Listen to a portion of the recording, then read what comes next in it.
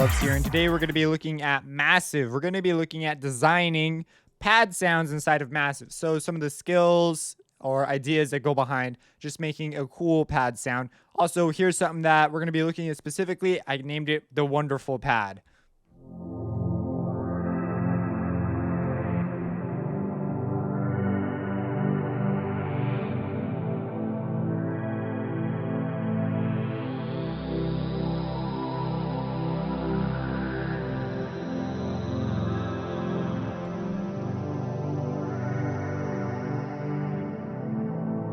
So you see there's a lot of development, a lot of room for growth. This is the kind of pad I'm talking about. Something that like the angels are coming out of heaven and, you know, really nice sounding type of thing. Sort of surreal. Really good for trance genres, film scoring, stuff like that.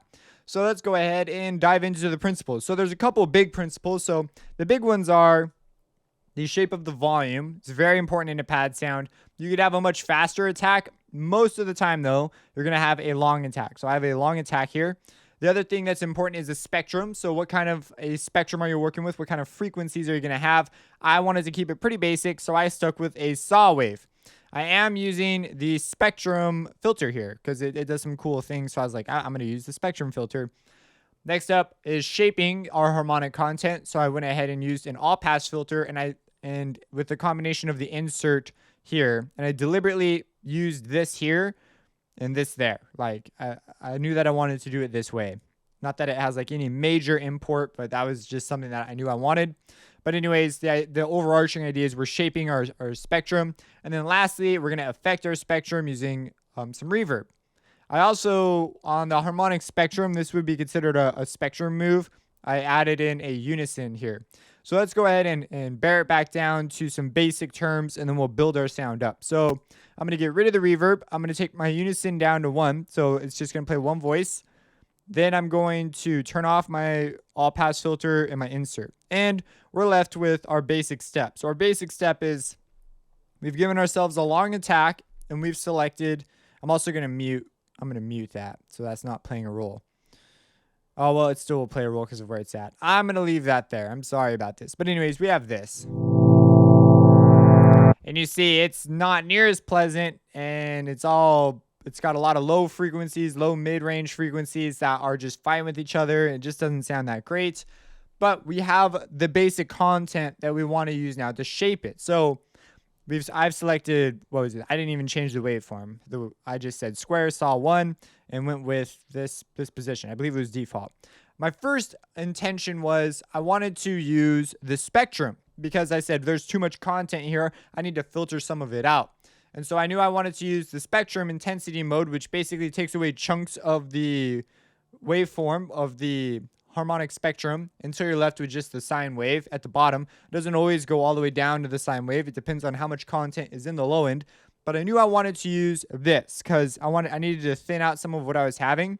And that's when I had another cool overarching idea that I can't believe I skipped. The idea is in pads, you have static pads, right? Pads that just come in and their timbre remains consistent throughout however long you hold down the note. And then you have dynamic pads or pads with a high amount of flux. They're changing the whole time you hold down that key. So I said, I want to use an LFO to create some really cool movement with this spectrum. So I'm essentially going to try and filter it here with this. And so what I did was I grabbed an LFO, and I'm going to use this LFO to control, in this case, 2 parameters that will give me a high amount of variability as I'm playing.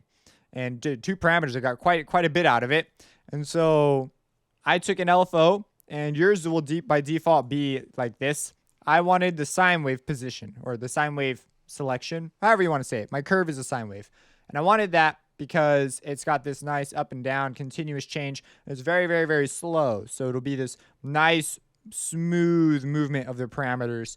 If you leave it in the middle, it's going to include a portion of this here saw wave, and it won't be near as smooth. So that's what I went for. And so I took this and I attached it to the intensity, and I messed around with this quite a bit, just trying out different values. But essentially, I did not want to remove the low end yet. So I left the low end there, and I'm listening mostly to the high end. How's the high end interacting with my waveform? So if I were to mute this,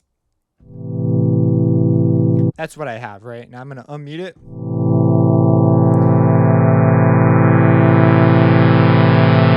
you can hear the LFO coming up. That's really important because my next step is I'm going to now introduce a filter. So I'm introducing an all-pass filter, and an all-pass filter is sort of like a volume control, but this filter's been made with the intention to color your signal. So it wasn't made with the intention of acting like a volume control. So, because if I were to bring this cutoff knob all the way down, it actually would not remove the frequencies. So what I wanted to do here was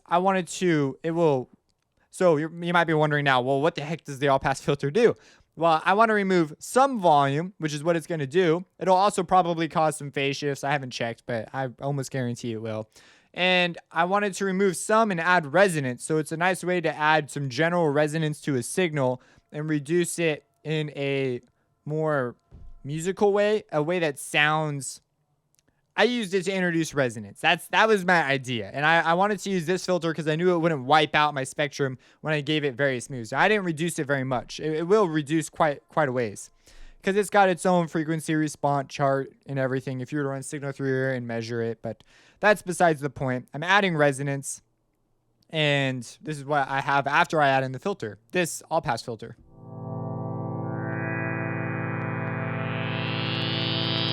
So you see that the sweep, so we have two things going on here. First, I have my cutoff moving with the same LFO. It's not moving that much, but it is moving enough. This is a really important move because this move, I have a high amount of resonance because remember, I'm aiming for the resonance here. I want this bed of notes moving around, and I'm going to smooth it out with reverb and filtering as I make a couple more moves. So I said, okay, cool. So I have this going on, and this is making it so the resonance will move. And that's a really important thing. Without that move, the resonance would stay where it is and it would be a much less interesting sound. Also, I'm giving the all-pass filter a different amount of spectrum as it's coming in here. And that has the effect of giving the resonance a very different feel depending on where this value is in relation to this one. In this case, they'll be proportional because they're receiving the same controller signal. But anyways, you get the idea. I'm adding interest by adding the LFO to these two parameters. And in combination with the resonance, this is going to create some dynamic movement. Now, I am faced with... So I've got the main idea of my sound down. Now I'm faced with the idea of how am I going to take this and turn it into something that sounds musical? Because right now it's like, okay, we have a theory. Now I need to clean it up a bit. So the first move I made is an insert. I used insert 1 because remember the Massive from the Ground Up series? Where is that tab? Routing tab.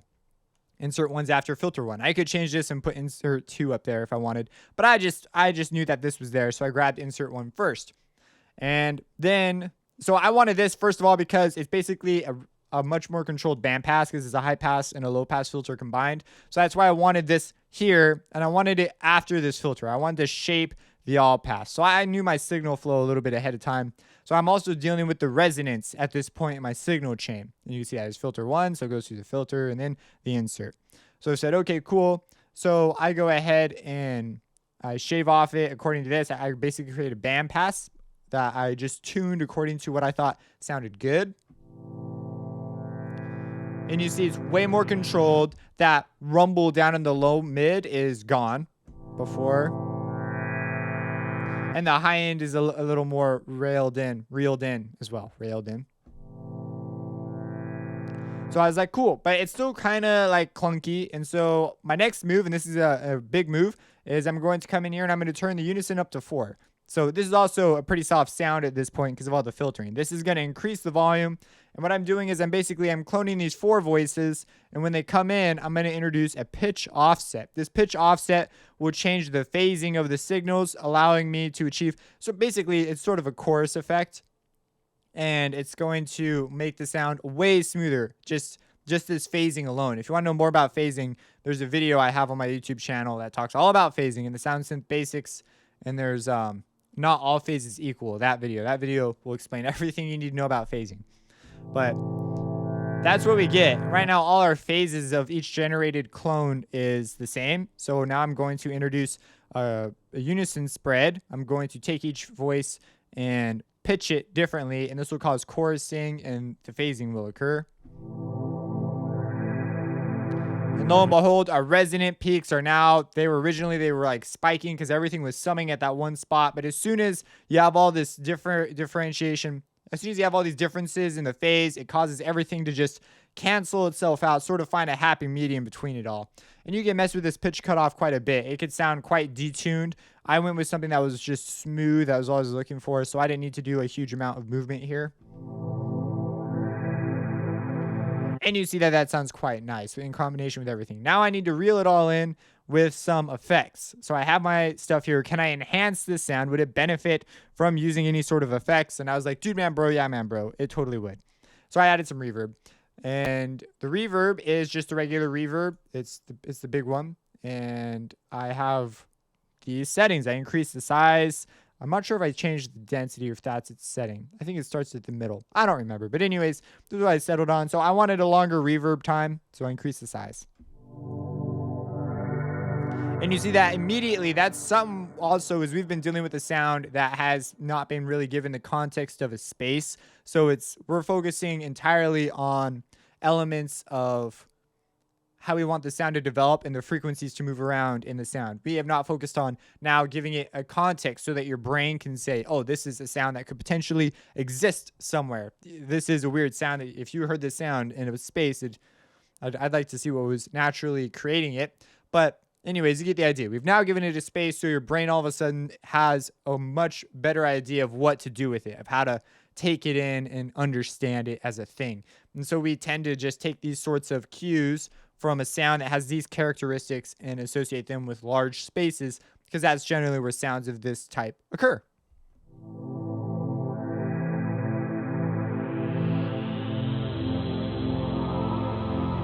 And so whenever I hit new notes, those are all going to start at that first point, but the notes that I hold down are going to continue on their resonance as their resonance moves around because of our LFO.